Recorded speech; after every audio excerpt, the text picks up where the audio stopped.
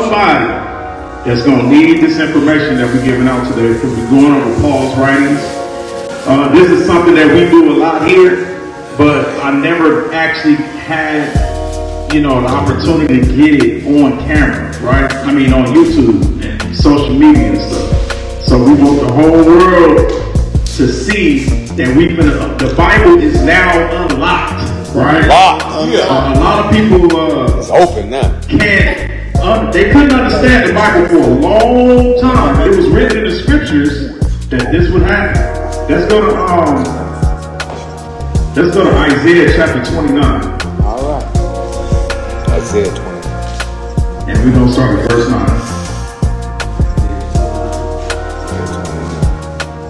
This is the Bible unlocked. Isaiah chapter 29, verse 9. Stay yourselves and wonder. Cry you out and cry. They are drunken, but not with wine. They stagger, but not with strong drink. So he said, people were staggering, but they haven't drunk anything. But they walking around like a drunken, right? But haven't drunk anything. Why is these people doing this? Read. For the Most High has poured out upon you the spirit of deep sleep, and has closed your eyes. The prophets and your rulers, the seers, has he covered. So the Most High has poured out the spirit of what? Deep sleep, right? So this is why we didn't know we was the children of Israel. This was why we was allowing other people to claim to be us that's not us, and now all of it is coming out to the light now, right? They can't hide it no more. They can't hide who the real children of Israel are, right? But we are still stuck. We still stuck in a place because so many people got so many different theories, and they want to put their own knowledge in the Bible, and I want to put my feelings in it. We gotta go by how the Most High created the Bible to be written. Right? You can't put how you feel in it. You can't say, well, he knows my heart, so I know I'm supposed to do this, but I'm not gonna do it because he knows my heart. He do know your heart. He know your heart is deceitfully and wicked. That's what he knows. Because if he tells you to do something, you're supposed to love the Most High enough to do it. And there is nothing on the face of the planet shall come before you doing what he told you to do, even if it meant your death. We are the children of Israel, the royal priesthood. The blood of Abraham, Isaac, and Jacob is running through our veins right now. And we're sitting up here looking at all our people still in a deep sleep, right? And it's time to wake our people up. It's time to wake our people up. Playtime is completely over, right? Now what does it say after that? Verse 11. And the vision of all has become unto you as the words of a book that is sealed, which men deliver to one that is learned, saying, read this, I pray you. And he said, I cannot, for it is sealed. And the book is delivered to him that is not learned, saying, read this, I pray you. And he said, I am not learned. All right, so even when the book was sealed, there was nobody that had the knowledge. Wow. Nobody. But guess what the Most High doing right now in these last days? He's raining down knowledge like rain upon you. And we're growing in the faith and growing in the truth. We didn't have no other nations teaching us that we were the children of Israel. The Most High is waking us up one by one. And today, somebody is listening to this, and it's going to be your turn to wake up. Come on. Right? Read. 13. Wherefore the Most High said, for as much as his people draw near me with their mouth, and with their lips to honor me, but have removed their heart far from me. So it's so many people saying they love the Most High, right? We can go to church all day. We can go to right here down West Angeles, right? It's 10,000 people in that church on Sunday, right? And they all screaming that they love the Most High, right? We love the Most High. We love Him. But when He tells you to do something, you don't do it. Don't do it. Right? So how do you show your love towards the Most High? Keeping His laws and commandments. Keeping His laws and commandments. It's in the New Testament, right? So if you love Him, you're going to do what He told told you to do. Period. Right? So your mouth saying you love them, but your actions showing something different. And what's going to happen after that? And their fear toward me is taught by the precept of men. So now we got the precepts of men. Now everybody throwing their own precepts in there. Not the precepts of the Most High. They put their own precepts. People was doing Halloween at church. Wow. Have a Halloween party at the church. Wow. That's a precept of man, right? So we got gay people in the church, and they in leadership in the church. They're not there to change. They're embracing what they're doing and putting them in leadership. The pastor might be that. He's telling you that the homosexuals got a place in the kingdom. This is precepts of men. Being a homosexual is abomination unto the Most High, right? And that cannot change. It didn't change in the New Testament. All you got to do is read Romans chapter 1, starting at verse 16, and the Most High going in on them, right? He ain't playing. This is in the New Testament, right? So the New Testament and the Old Testament, we're going to get real deep into this. And what's going to happen since the book is now starting to open up? What do you say? Verse 14. Therefore, behold, I will proceed to do a marvelous work among his people, even a marvelous work and a wonder, for the wisdom of their wise men shall perish. All right, so all of the people that thought they was wise back in the past is starting to perish. I was just on a debate with a Christian pastor. Somebody brought me in, and I was sitting there listening at first. If I couldn't listen, I was like, man, y'all gonna bring me in, I'm going in. You know what I'm saying? So I got in there, we started jabbing, I started hitting him with a couple of uppercuts and body blows, and next thing you know, he's like, I want him on my show. He tapped out. He tapped out. I was like, oh man. And I was being super humble, but I'm coming with the truth. And what his issue was, he was new to the concordance, right? So we in the New Testament, he trying to go to the Old Testament, just grab any word and apply it to the scripture. I said, man, that is dangerous. I said, what is the last part of the Bible say? Don't add or take away from the book. For you will be removed out of the book of life, right? So why would we go all the way back here and don't even know if this word applies to this situation, and you just gonna put it there because you feel like it's supposed to be there? I said, the Bible will be all over the place, huh? And so anyway, we here today, right, to break some of these strongholds so we can all be on one accord, right? Remember, the Bible, I hear people say this all the time, man, there's so many different ways to read the Bible, and we're gonna have so many denominations, and man, the Bible is really it's only one way. It's one faith, one Lord, one baptism. That's it, right? And then when you understand how to read the Bible, then all things will be understood by you. Like you won't be saying I'm a Jehovah's Witness, I'm a Seventh-day Adventist, I'm a Catholic, I'm a Protestant, all these different denominations was created by the government. The old government too. They created these things so we would never be on one accord, right? And so now, since the Most High has unlocked the book, we're going to show you how to be on one accord. Because it ain't going to be no more disputations amongst us, because we're going to all know the truth, and we're going to know how to read the Bible, right? Okay, so now when we get into Paul's writings, a lot of people don't understand that when Paul was writing the Bible, they didn't have a New Testament. Do y'all understand that? They act like Paul was walking around with the New Testament in his hand, reading himself. He wasn't reading himself, walking around with the New Testament. He was walking around with the Torah in his hand, right? And he was creating the New Testament, right? So a lot of things that they was writing was things about the Old Testament. The Old Testament and the New Testament is joined together as one.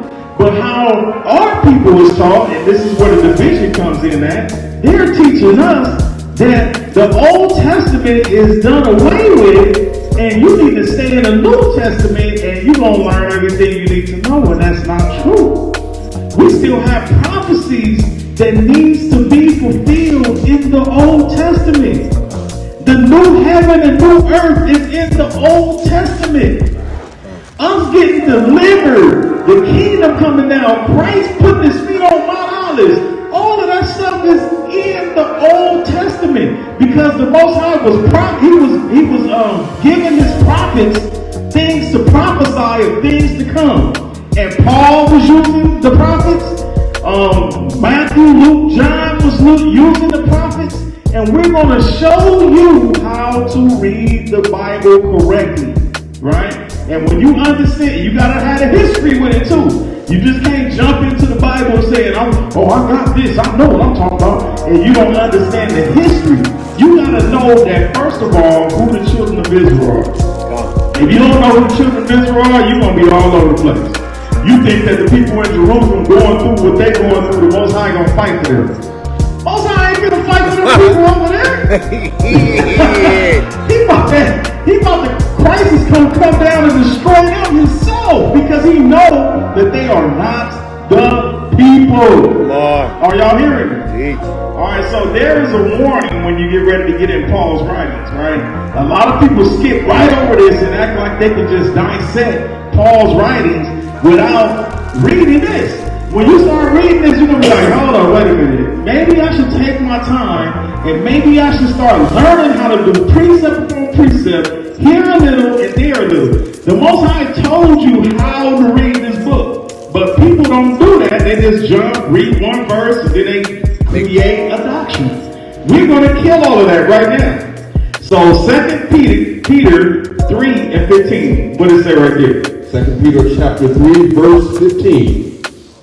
An account that the long suffering of our Messiah is salvation, even as our beloved brother Paul, also according to the wisdom given unto him, has written unto you, as also in all his epistles, speaking in them of these things, in which are some things hard to be understood. Wait a minute, did y'all hear this? Peter says some things that Paul has written is very hard to understand. That means that you can't read Paul's writings on how it just looks. You're going to have to go by what the Most High said to understand his writings. You have to go precept upon precept. Because if you just read it for what it looks like, according to Peter, it's hard to understand. Read. Which they that are unlearned and unstable rest, as they do also the other scriptures, unto their own destruction. So he said if they not learned and they're very unlearned, they're going to wrestle with the scriptures, right? And it's going to bring to them their own destruction, right? Read. 17. You therefore, beloved, seeing you know these things before, beware lest you also, being led away with the error of the wicked, fall from your own steadfastness. Wow. Do you hear this? Yeah. He said you better beware and not fall into the snares of the errors of the wicked, right? Because what is the main thing that everybody thinks that Paul is doing? Everybody think that Paul was saying that we're not supposed to keep no commandments. That's what they think, right? And that's not what Paul was preaching, right? Everybody go to Paul's right. When they go to Paul's right, we can eat what we want to eat. We can do this, we can do that. No.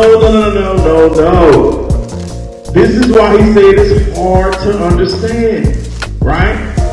When the commandments come out, the commandments is out, right? Now let me give y'all one, because I know somebody gonna say, "But it's only 2 commandments." I'm trying to think how other people be thinking right now while they read this, while we doing this thing. They say it's only 2 commandments that fill the whole law, right? Okay, let's get that. Let's go to Romans chapter 13, verse 8.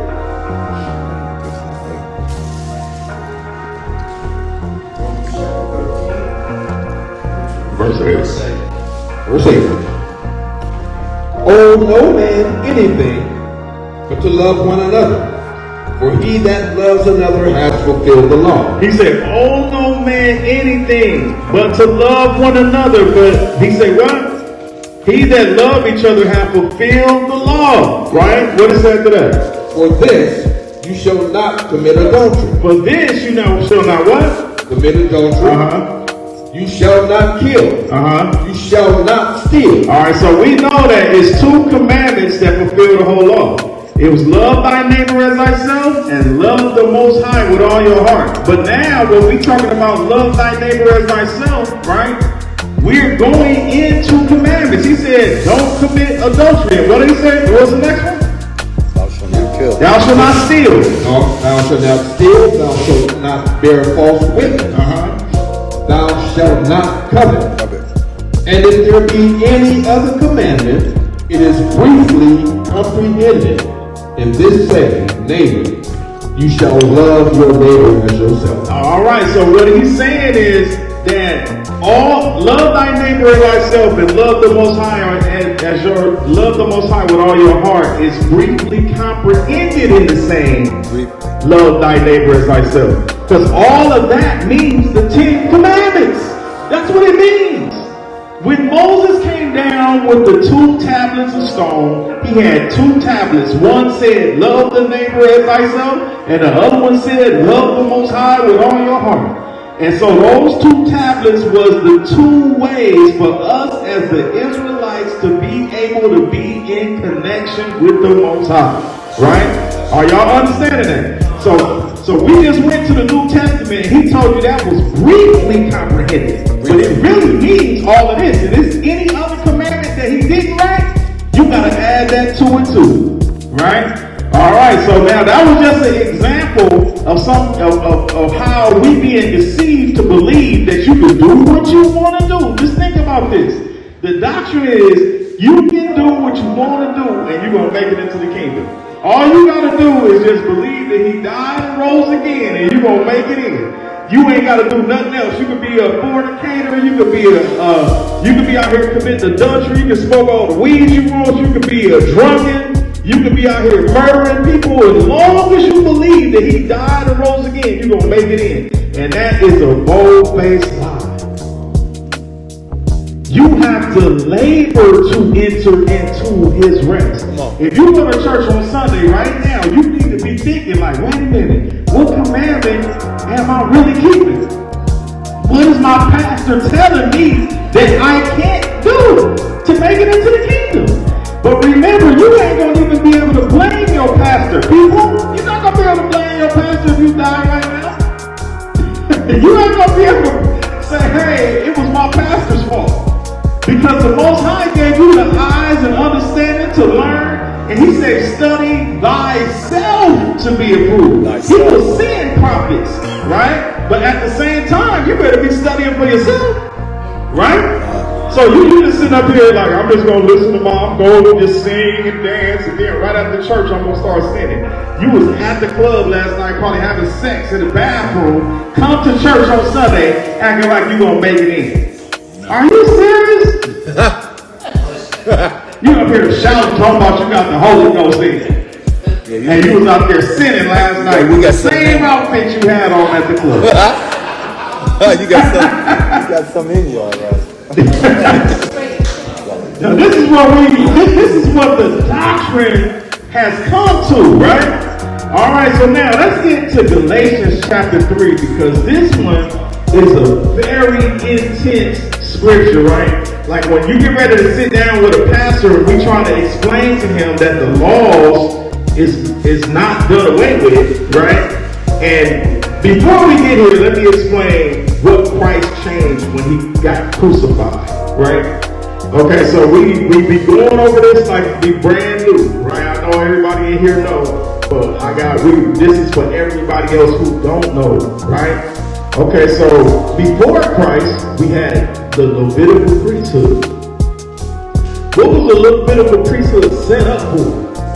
The Levitical priesthood was set up to be they were set up to be the middleman between us and the Most High. Did y'all know that? Yes. The priest had the power to enforce punishment on us, and then they also had the power to go to the Most High for you. Are y'all understanding that? Yes. Right? And if we broke the commandment, they even had the power to kill you. Are y'all understanding? So the Most High set them up as the middleman for us to get to Him, for us to understand through them what He's given them to give to us. Are y'all getting it? Right? So when Christ came, He said, I'm going to take on the priesthood. So therefore He became the spiritual high priest. When you pray, you're supposed to go through Him to the Father. He is the mediator between us and the Most High. Right? He said He prays for things you ain't even praying for. Right? You might be praying for a job, but He praying for a house, a car. Let's get him a new wife. Let's do this. Let's make sure he's healed. He might have a sickness that's perspiring up in his body, and Christ's gonna be praying for all of that, right? To make sure that you're good, right? Okay, so Christ became the spiritual high priest. And then the children of Israel, we would always go into the temple to get cleansed and get anointed, and then ask the Most High for forgiveness for our sins and stuff like that, right? But they knew that the temple was going to be destroyed, right? This is why Christ said, yeah, they're going to tear the temple down, but I'm going to build it back up in 3 days.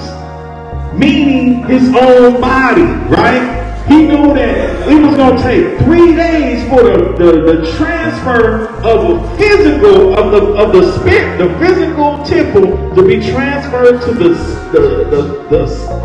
physical to the spiritual temple, right? Your body is now the temple, and the temple is in you, right? And therefore, nobody has the right to kill you if you don't want to keep a commandment, because they done away with stoning and hanging people on a tree, right? So when He gets done with that, it's over with, because Christ took up the debt for all of that. So therefore, you can keep the commandments, right? You can keep the commandments after this. So matter of fact, let's get deeper. I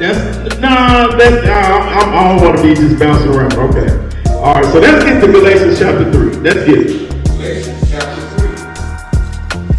Verse 1. O foolish Galatians, who has bewitched you, that you should not obey the truth, before whose eyes Yeshua Christ has been evidently set forth, crucified among you. This only will I learn of you, receive you the Spirit by the works of the law, or by the hearing of faith. Alright, so Paul is like, you Galatians, who bewitched you, right? So remember, he going around preaching and he's setting up churches everywhere, right? But now he having a problem with them. He said, do you have the works of the law by the hearing of faith? He said, did you receive the Spirit by the works of the law, or by the hearing of the faith, right? All right, read. Verse 3. Are you so foolish? Having begun of the Spirit, are you now made perfect by the flesh? Have you suffered so many things in vain, if it be yet in vain?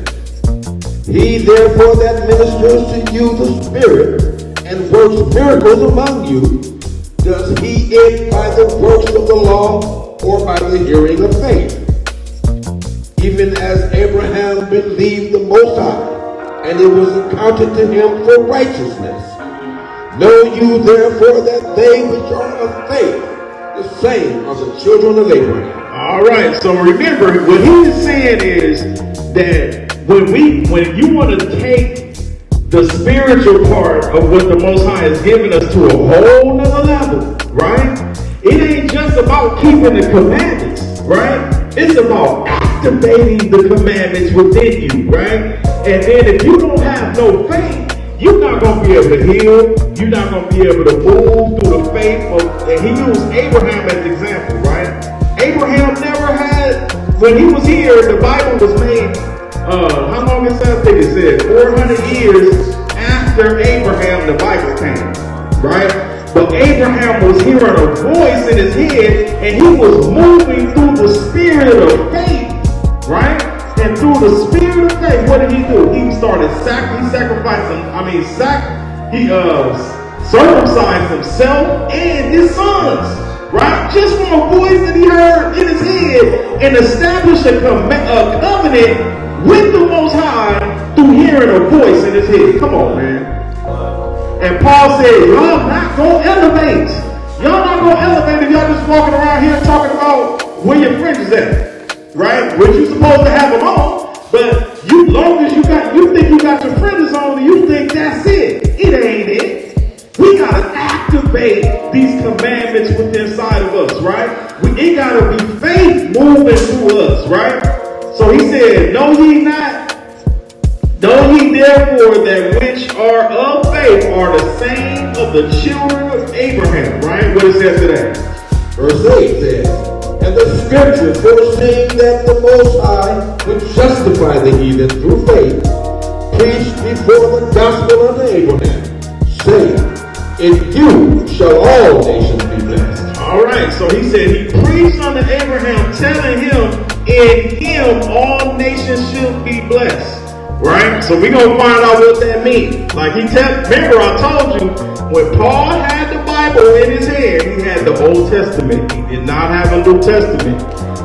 So we're going to be breaking this down. All right, so now let's go to Genesis chapter 28, verse 12. Abraham wasn't the only person. He told him that through him all of the nations will be blessed. He also told it to Jacob. Genesis chapter 28, verse 12. And he dreamed, and behold, a ladder set up on the earth, and the top of it reached to heaven. And behold, the angels of the Most High ascending and descending on it. And behold, the Most High stood above it, and said, I am the Most High power of Abraham your father, and the God of Isaac, the land whereon you lie. To you will I give it, and to your seed. Wow, do you hear this? So he said, all this land right here, I'm going to give it to you and your seed, right? What he said after that? And your seed shall be as the dust of the earth, and you shall spread abroad to the west, and to the east, and to the north, and to the south. And in you and in your seed shall all the families of the earth be blessed. Woo! Did y'all hear that?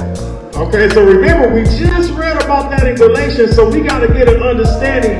What does he mean that all the nations through the children of Israel, because the Most High picked the nation above all nations, and that nation is the Israelites. He said, through them and they see, may all the families of the earth be blessed. Right? So let's get deeper. Let's go to Ezekiel 47 and 21. The Bible unlocked, y'all. Ezekiel chapter 47 and verse 21.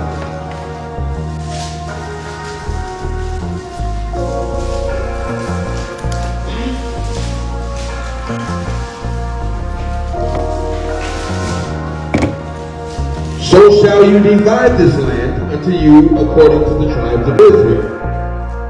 And it shall come to pass that you shall divide it by lot for an inheritance unto you and to the strangers that sojourn among you. Okay, so the Most High is going to bless the children of Israel with land, and then the stranger that's with us, that's from the other nations of the earth, we bless them with land. Right? And read what is after that. Which shall beget children among you, and they shall be unto you as born in the country among the children of Israel. They shall have inheritance with you among the tribes of Israel. And it shall come to pass that in what tribe the stranger sojourns, there shall you give him his inheritance, says the Most High Power. Wow. Do y'all hear this? They getting their inheritance through us, and this is how all the nations of the earth will be blessed, right? Now, when he say all the nations of the earth, he talking about in the last days, there will be Gentiles that follow us into the kingdom, right? And when they follow us into the kingdom, according to the Bible, and don't get scared when I say this, because I know we got some people that they really want to look out for the white people, right? They're going to be servants and handmaids in the kingdom. Meaning that all the other nations that make it, regardless of what other nation they are in, if they're not Israel, right? They're going to be servants and handmaids in the kingdom of the Most High. And for them to be servants and handmaids, guess what? We got to give them land. So they're going to, when the Most High bless us with the land that he gave Abraham, Isaac, and Jacob, right? Which is what Israel was fighting over for right now. What they fighting for, the Palestinians and the Israelis is fighting. They're fighting for the land that the Most High gave us. Our land is from the Euphrates River all the way to the river of Nile. We just not going to one little place in Jerusalem talking about this is our land, right? We're going to take over that whole region, right? But we got Hebrews over there going, oh man, I'm going to go to Jerusalem and be there. And now Jerusalem looks like it's going to get bombed. It's getting bombed right now. And you in total danger because you need to stay planted where the Most High planted you at. Right? He didn't tell you to be run. He didn't tell you to be fearful. He didn't tell you to go build no temple. He didn't tell you to go over there and do tents and tabernacles over there and you in captivity over here. He didn't tell you to do none of that. So sit your butt down and wake your people up and wait on the deliverance with faith of the Most High. Right? And this is the problem that now they're scared. Maybe I should go back to America. Yes, you should, because this is where he planted you at. You got work to do. It ain't about saving yourself, right? The real true soldiers of the Most High is going to be here, ready to die for their people. He said, if you lose your life for your brother, then what greater love is that, right? So if we are here laboring to enter into his rest and we got to lose our life doing it, but I'm not going to say, hey man, I'm just going to worry about me and my family and we're going to go over here so we can be safe. You ain't safe over there. If you got the blood of Abraham, Isaac, and Jacob running through your veins, then you in trouble. You in more trouble because you was fearful. Right? Alright, so this is how the other nations will be blessed. Right? So now let's get another one. Let's go to Isaiah chapter 2, verse 1. Isaiah chapter 2, verse 1. The word that Isaiah the son of Amoz saw concerning Judah and Jerusalem. And it shall come to pass in the last days that the mountain of the Most High's house shall be established in the top of the mountains, and shall be exalted above the hills, and all nations shall flow unto it. Y'all see that? It's going to come a time when we are set up in the kingdom and all the other nations are going to come to where we are to worship the Most High, right? And what's going to happen? And many people shall go and say, come you, and let us go up to the mountain of the Most High, to the house of the Most High, to the power of Jacob. And he will teach us of his ways, and we will walk in his paths. For out of Zion shall go forth the law, and the word of the Most High from Jerusalem. And he shall judge among the nations, and shall rebuke many people. And they shall beat their swords into plowshares, and their spears into pruning hooks. Nation shall not lift up sword against nation, neither shall they learn war anymore. O house of Jacob, come you, and let us walk in the light of the Most High. All right. So now that we got an understanding, right, what he was talking about in Ezekiel when he said all nations of the earth will be blessed through his seed, right? Through his seed, all the nations shall be blessed. So now let's go to, I think this Ecclesiastes is 14:16.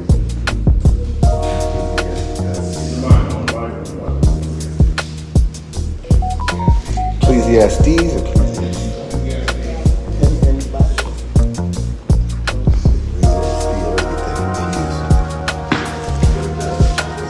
You know what? This might be Zechariah. I think that's Zechariah. Let me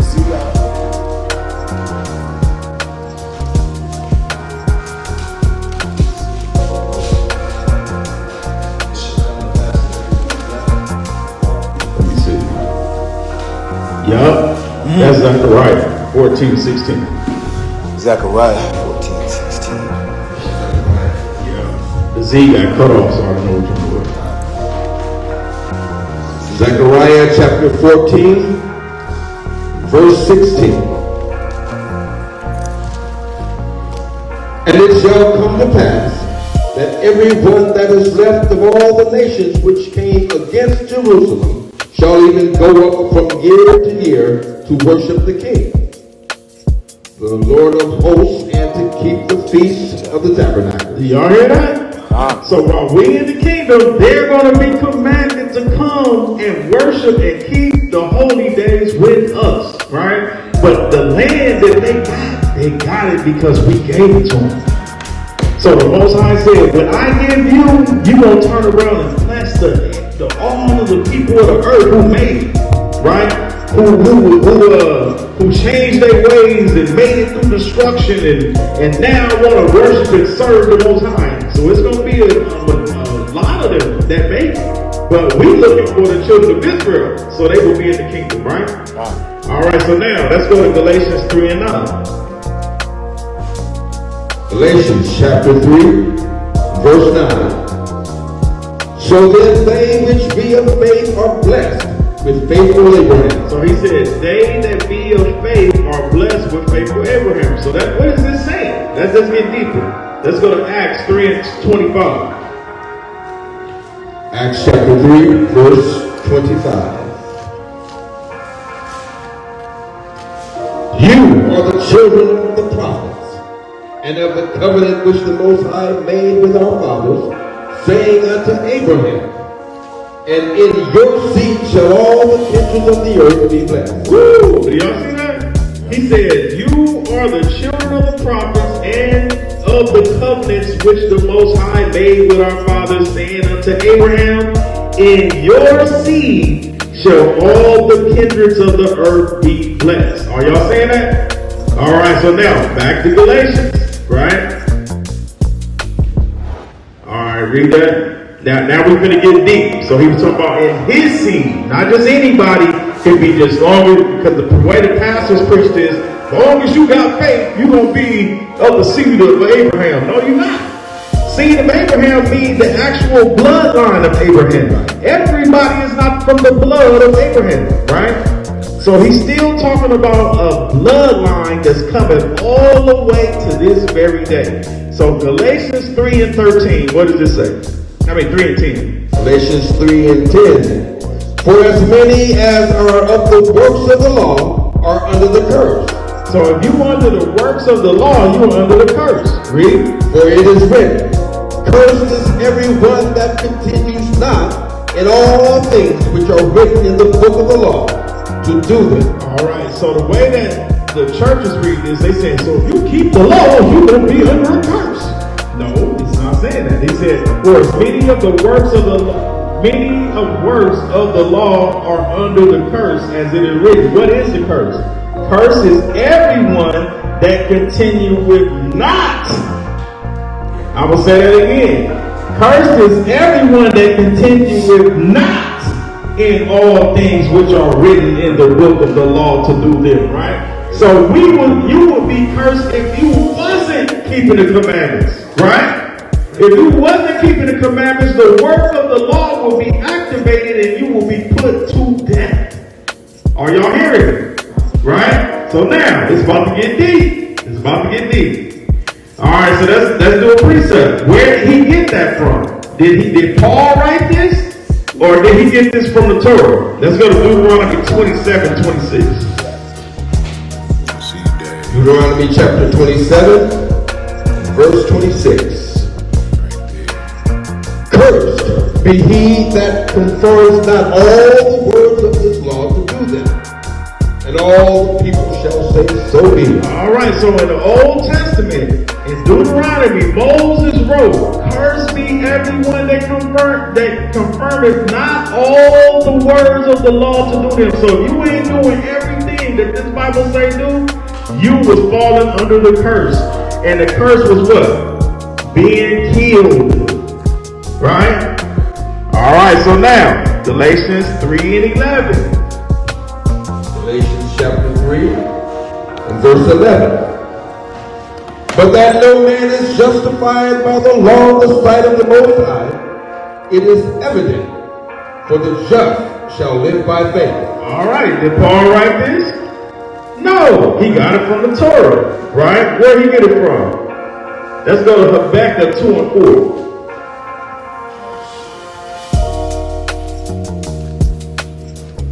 Habakkuk chapter 2 verse 4 says, Behold, his soul which is lifted up is not upright in him, but the just shall live by his faith. Y'all see that? So when Paul was getting all this information, he was getting it from the prophets, putting it together for us to understand it. So if you're not going into the Old Testament to understand that he was getting it from the Old Testament, you're not going to understand what he's talking about. So it's about to get real deep now.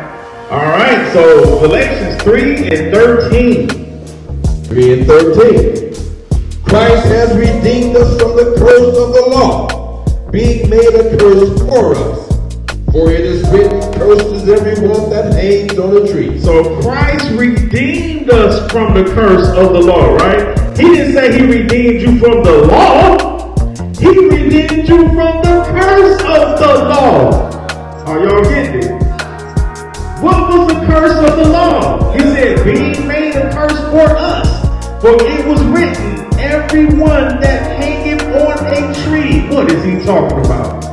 Let's go back. We got to go back to the Torah. You have to, because the Bible is now open, right? The Bible uncovered. The Bible unsealed. Let's go to Deuteronomy 21 and 18. Let's find out what that means. 21 and 18.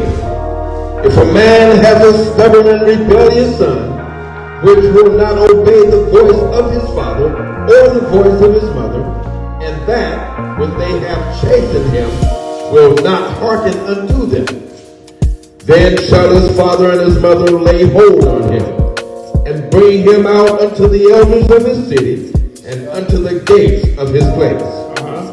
And they shall say unto the elders of his city, This our son is stubborn and rebellious. He will not obey our voice. He is a glutton and a drunkard. All right, so they said that they had a stubborn and rebellious son, and all he wanted to do was drink and act a fool, right? So they took him to the prophets, right? And then what happened after that, Reed? And all the men of the city shall stone him with stones, that he die. Wow, right? So this stubborn and rebellious son got taken by his mother and father to the priest, and then the whole congregation stoned him until he died. And what happened after that? So shall you put evil away from among you, and all Israel shall hear and fear. Okay, read. And if a man has committed a sin worthy of death, and he be put to death, and you hang him on a tree. Wait. So after he get killed, right, and get put to death, we do what? And we do what? But Christ redeemed us from the curse of being hung on a tree. What was the curse of being hung on a tree? We was being stoned, put to death, and then we get hanged on a tree. But Christ redeemed us from that. This is what he's talking about. He said, I have redeemed you from being stoned and hanged on a tree. How did he redeem us? Because he was the one who took the death for you. Right? Verse 23, what it says? His body shall not remain all night upon the tree, but you shall in any way bury him that day.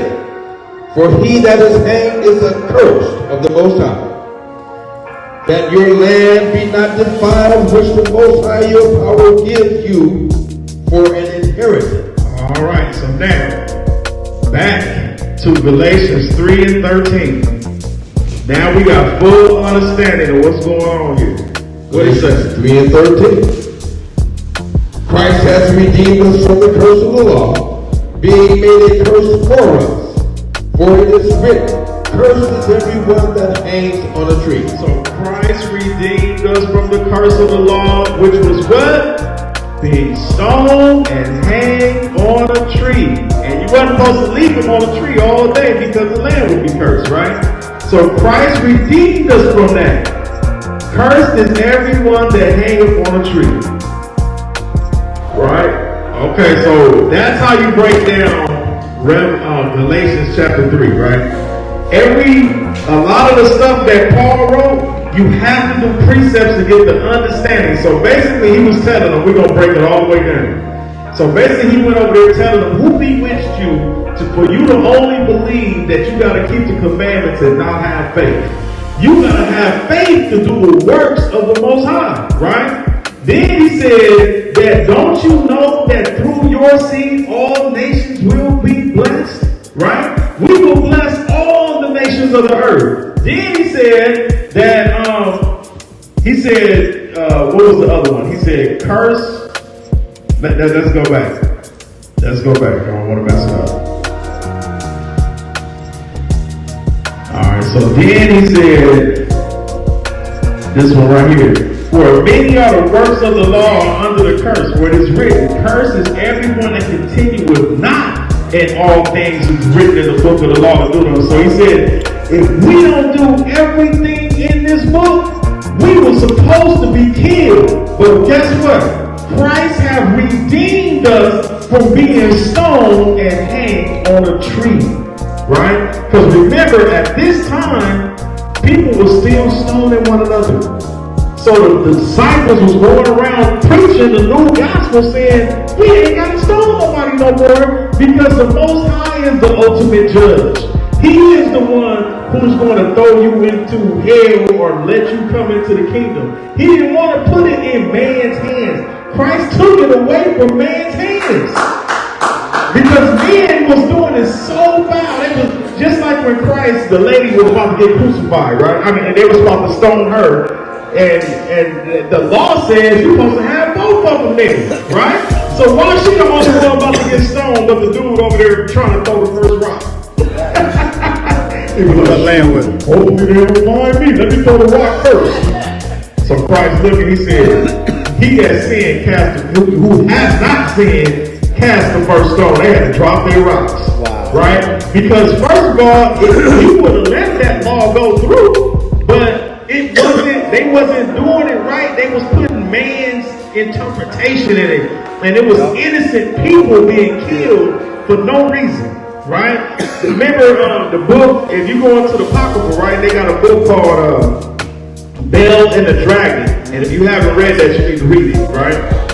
And so it's about a Hebrew sister. She was taking a bath, and some dude, 3 guys was watching her take a bath, and they wanted to have sex with her. And she didn't do it, so they lied on her saying that she was trying to fornicate with them, right? And what? Oh, that's Susanna? Okay, Susanna. You sure? You looking at it right now? Huh? Oh, you did? It's Susanna? But ain't it called Bel and the Dragon too? Follows it right after. Okay. Yeah, who got the Apocrypha right here? Here, right here. Let me see right here. Here it is. Well, they got it right here. But you're right, it comes right after Susanna. Hold on. Yeah, I just want to I gotta make sure I'm right. Don't it say study yourself to be improved? Fine. That's what I'm doing. Okay, 1:11.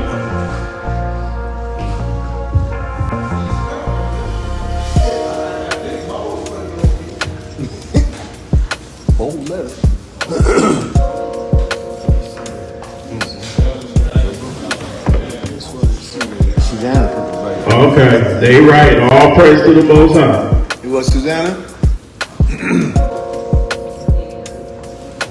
Yep, they right. So it's called Susanna, and thank you for that correction.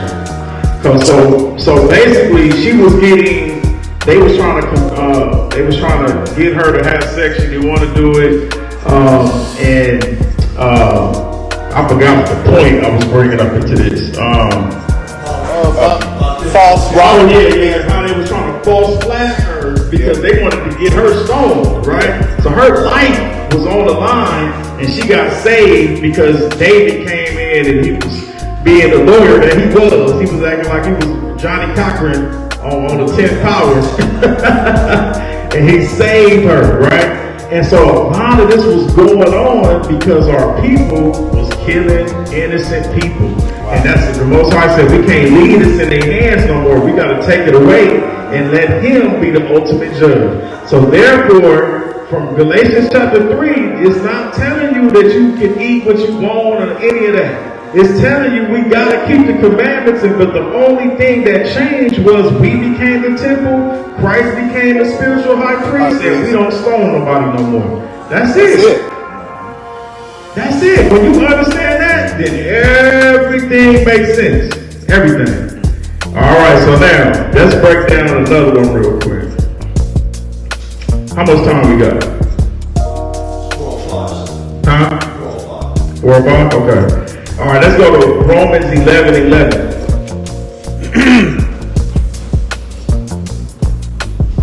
Romans chapter 11. Oh, 11:11. Oh, it is 11:1. Sorry, my eyes is bad. 11:1. The water. And I say then, as the Most High cast away his people, Most High forbid, for I also am an Israelite, of the seed of Abraham, of the tribe of Benjamin. All right, so this one verse is very important because a lot of the churches is not preaching who Israel is, right? He said, for did the Most High cast away his people? He said, God forbid. Well, I'm an Israelite, the seed of Abraham, the tribe of Benjamin, right? So this is Paul telling you straight up, I'm an Israelite and I'm from the tribe of Benjamin, right? So just to get even deeper that the Most High didn't get rid of his people, let's go to Jeremiah chapter 31 and 36. Jeremiah, I believe. 31, 36.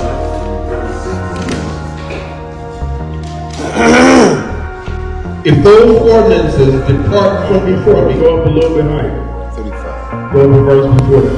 Okay. thus saith the Most High, which gives the sun for a light by day, and the ordinances of the moon and of the stars for a light by night, which divides the sea when the waves thereof roar. The Most High of hosts is his name. If those ordinances depart from before me, saith the Most High, then the seed of Israel also shall cease from being a nation before me forever. All right, so he said if they can take away the moon, the stars, and the sun away from the earth, he'll get rid of Israel. Is that even possible for man to do? No. They think they can, but they can't, right? So therefore, if those ordinances are still in place, the children of Israel is still here, right?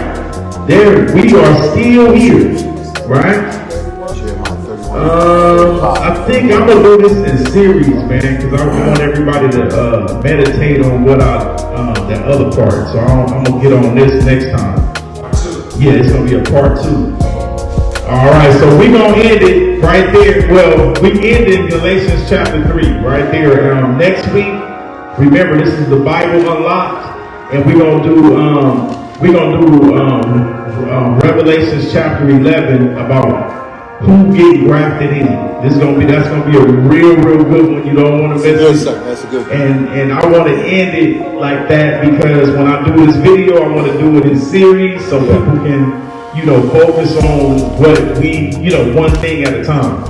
All right. So right now, I'm going to open up the floor for questions. Anybody got any questions? I know our group really be knowing everything. Go ahead, Except who is the sharp vision? Oh, you talking about now? Yeah. They say that right now the tribe of Benjamin is the Jamaicans. Now, where do we get that from, right? That y'all ever wonder how do they get that, right? Let's go to Genesis chapter 49.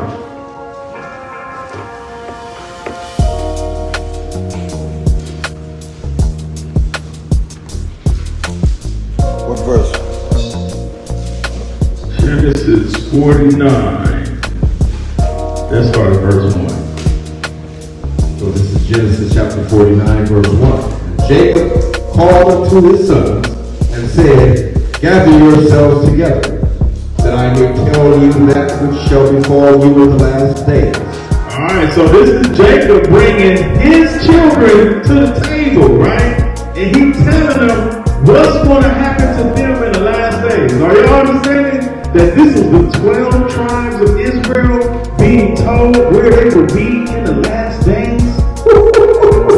He said, sit right here with me. I'm going to show you how powerful your bloodline going to be. And then I'm going to tell you what's going to happen to the children that come from you in the last days. Right? All right, read. Gather yourselves together and hear, you sons of Jacob, and hearken unto Israel your father. Reuben, you are my firstborn, my might and the beginning of my strength, the excellency of dignity, and the excellency of power. Unstable as water, you shall not excel, because you went up to your father's bed, then defiled it. He went up to my couch. Simeon and Levi are brethren. Instruments of cruelty are in their habitations. So he said Simeon and Levi, right, are brothers, right? He said instruments of cruelty are in their habitations, right? Now, why did he say that? Because the Levitical priesthood had a special gift from the Most High, right? It was a spiritual gift, right? And so when we went left and broke the commandments, that gift never left. So when we look at Levi, right? We look at Haiti, right? And so what is Haiti known for? Voodoo, witchcraft, and all that, right? So he said an instrument of cruelty are in your habitations, right? So you don't have the power to do this because this is why they're called voodoo what? Priests. Voodoo what? Priests. They call voodoo priests. And they considered the tribe of Levi. So this is how when the Hebrews was dissecting all of this stuff, they was like, yeah, that must be Haiti, right? All right, so now let's go from there. O my soul, come not you into their secret, unto their assembly. My honor be not you united.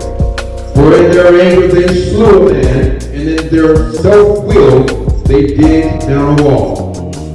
Cursed be their anger, for it was fierce, and their wrath, for it was cruel. I will divide them in Jacob and scatter them in Israel. Judah, you are he whom your brethren shall praise. Your hand shall be in the neck of your enemies. Your father's children shall bow down before you. All right, so he said Judah is going to be in the neck of his enemies. So we know we came in the transatlantic slave trade.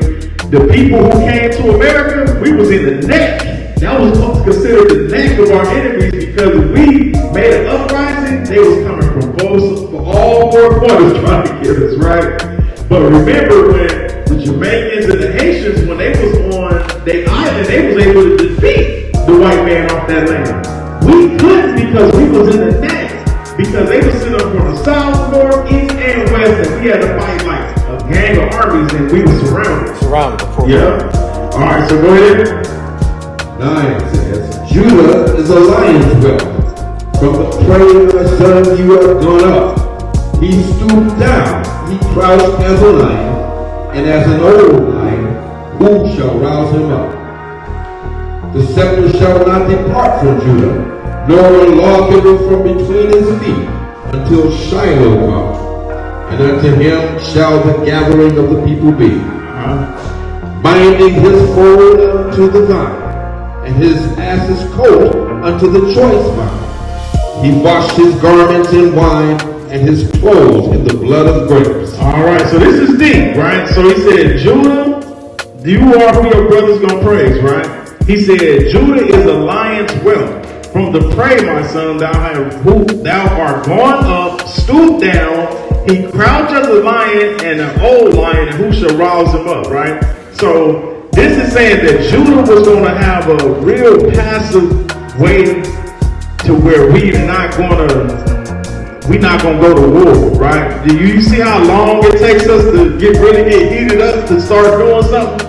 But we the lion that's crouching, but we ain't pounced on nobody, right? We see our people getting shot down in the streets. We see our people getting hung on trees still to this day. They doing all kind of evilness to us, and we still not standing together as a nation and fighting back, right? So this is basically what they're saying, right? Then it says that we was gonna have the Messiah. That word Shiloh means Messiah. He was gonna come through the same bloodline that we was gonna have, right? And unto him all the gathering of the people will be.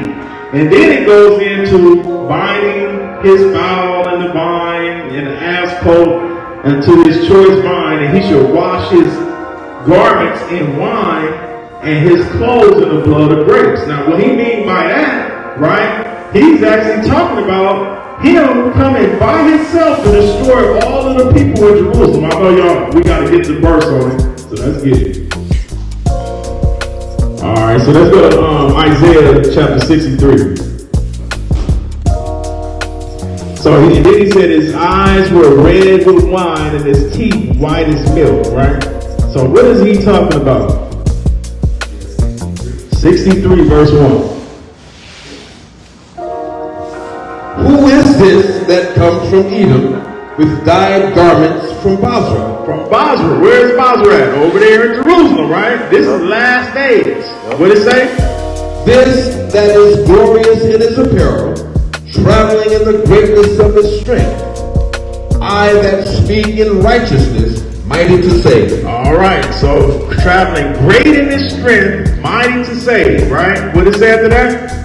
Wherefore are you red in your apparel? Somebody asked the Messiah, why are you red in your apparel? Read. And your garments like him that tread in the wine vat. I have trodden the winepress alone. So Christ said he trodden the winepress what? Alone. By himself. Read. And of the people there was none with me. For I will tread them in my anger, and trample them in my fury. And their blood shall be sprinkled upon my garments, and I will stain all my raiment. So why was his garments red? He was killing the people over there in Edom, over there by Basra, which is over there by Jerusalem, and the Palestinians. Are y'all hearing? Yeah. He about to move all of them out of our land, so we can go back. And Christ said he gonna do it by himself. Right? He said, "For the day of vengeance is in my heart, and the year of my redeemed is come." All praise to the Most High. So that's how we understand the 12 tribes of Israel. We dissect Genesis chapter 49. All right. Any other questions? Go ahead. Well, I mean, you know, it's Judah. Yes, I'm just saying each one of them is, we dissect them like that, and that's how we find. I'll just give you an example. I don't have to do a whole lesson on that. All right. Well, anybody else?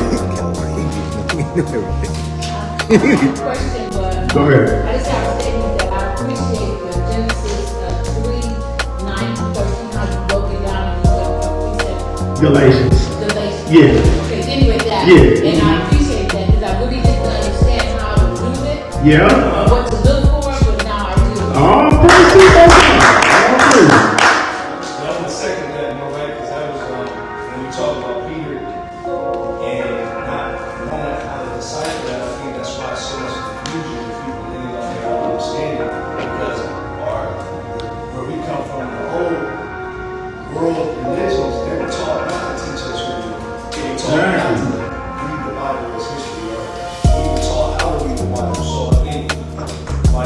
us how to read it, that's the most important thing. Because we were ready. We didn't read it ourselves, study ourselves through the book. So, great. Yes, yes. You know what?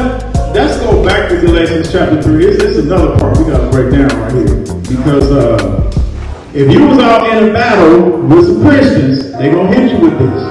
Right? And you got to know how to break it down. So we're going back to Galations? Yeah, we're going back to Galations. I should have brought this up before. Okay, so we're going to start with, let's start at 25 and read on down. The chapter, Galatians. Galatians chapter 3, verse 25. But after that, faith is come. We are no longer under a schoolmaster.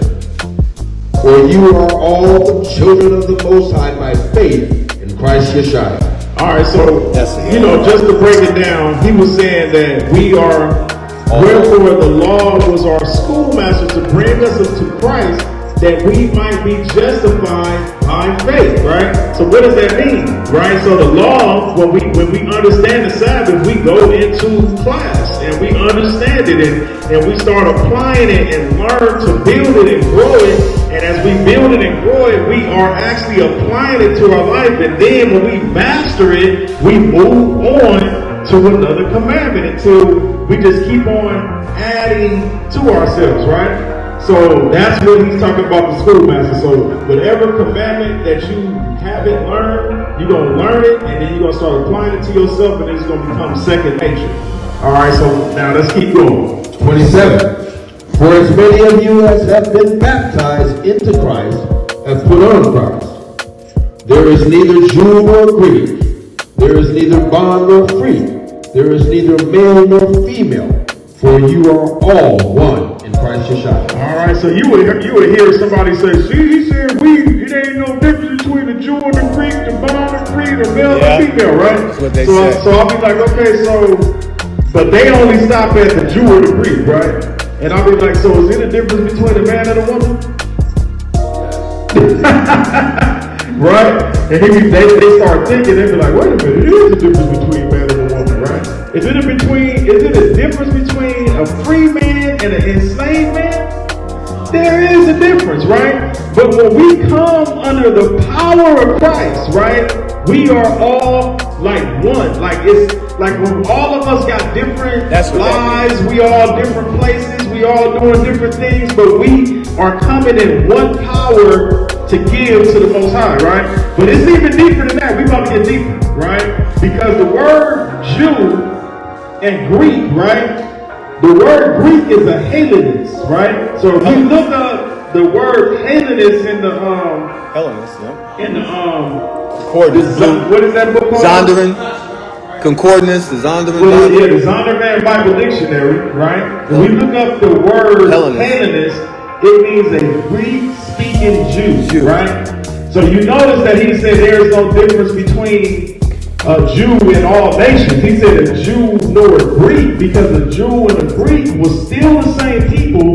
It was just a people that didn't know who they were, right? Yep. So he said, what's the definition of a Hellenist? Read it out.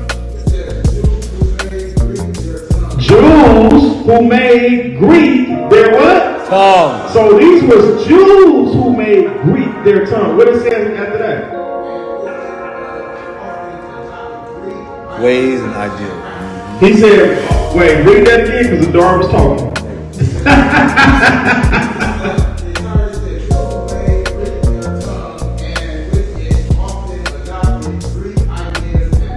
He said, often adopted Greek ideas and practices. Just like when we go outside right now, the people don't know who they are. They hated this. Yep. They still doing Christmas, Halloween, Thanksgiving.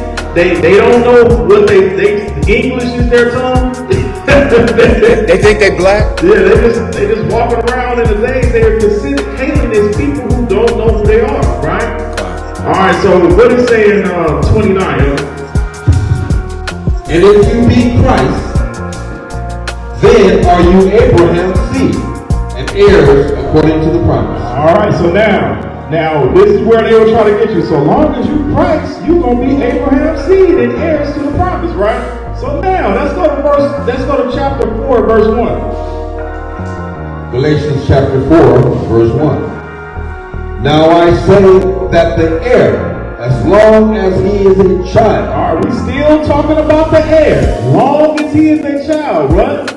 Differs nothing from a servant, though he be Lord of all. Okay. But is under tutors and governors until the time appointed of the Father. Even so we, when we were children. Right? We're in bondage under the elements of the world. So when we was young and in the bondage of the elements of the world, but when the fullness of the time was come, when the fullness of time came, a higher sent forth his son, made of a woman, made under the law. Made a woman, made under the law. He what? To redeem them that were under the law. That we might receive the adoption of the Son. So we might see the adoption of sons. So who is the people that are the children of the heir, right? That was in bondage, had lost everything that they had, and had to be redeemed from under the law. Who was that? The Israelites, right? So he's letting you know how he's breaking all that down. Let's keep going.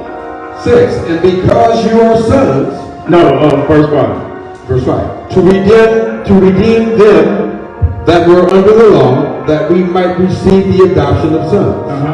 And because you are sons, the Most High has sent forth the Spirit of His Son into your hearts, crying, Abba, Father. Wherefore you are no more a servant, but a son. And if a son, then an heir of the Most High through Christ. Wow. So that's how we become one in Christ. Because we're going to come back, get adopted in, right? Now who are the people that get adopted? Let's go to Romans chapter 9, verse 4. Remember, we got to do precept upon precept. Who are the people that adoption is for? Romans chapter 9, verse 4. Who are Israelites, to whom pertains the adoption, and the glory, and the covenant, and the giving of the law, and the service of the Most High, and the promises. All right, he said, who are Israelites to obtain the adoption? That was the first one. The glory, the covenants, the giving of the law, and the service of God, and all of the promises. So that's who the children of Israel are. So the adoption is still for us. And we're going to break that even more down next week when we go through Romans 11. It's going to get deep. It's going to get real deep. But I just wanted to break that part down because, chapter 4 going to more detail at the very end. Just as long as you in Christ, you're going to beat up the bloodline. It don't work like that. you can still worship and praise the Most High wants the whole world to worship Him. I'm going to tell y'all that right now. He wants the whole world to worship Him, but He wants you to go through the proper channels, right? The children of Israel are the leaders of the earth. We got a lot of responsibility. We're supposed to be showing the whole world how to serve the Most High. And we need to be telling them that there is no other God but our God. And you need to bow down to the God of Abraham, Isaac, and Jacob. And that's what our job is. This is the reason why the whole world fell, because we wasn't doing what we were supposed to do. So, that's it. All right, so any other questions? Go ahead. He said what?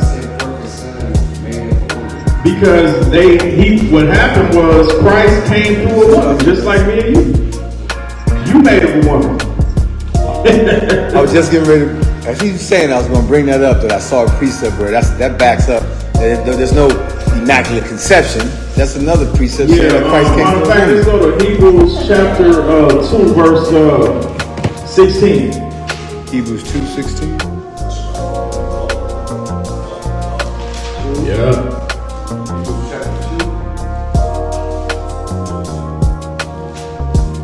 You always see everybody arguing that there's a 3. It was immaculate conception and all that doctrine BS. Okay, Hebrews chapter 2, verse 16 says, For verily he took not on him the nature of angels, but he took on him the seed of Abraham. Abraham. See. And what is after that? Wherefore. Read. 17. Wherefore in all things it behooved him to make like unto his brethren. Alright, so he said, wherefore in all things it behooved him to be made like unto like his brethren, right? So Christ came made just like me and you, right? And what is after that? That he might be a merciful and faithful high priest in things pertaining to the Most High, to make reconciliation for the sins of the people. Alright, so he wouldn't be able to be, he's like when Christ had to come just like us, he wasn't like no superhuman being Angel. or whatever. He came in the same likeness that you was, but he achieved, he walked, and his faith was so strong that he was walking on water. His faith was so strong, he was healing everybody. And he had to get tempted in the flesh of man and be able to, defeat Satan at his finest, but in our flesh. Right? And so that's where he said he took up on him the seed of Abraham. And what does his word seed mean? Sperm. And the definition of it is,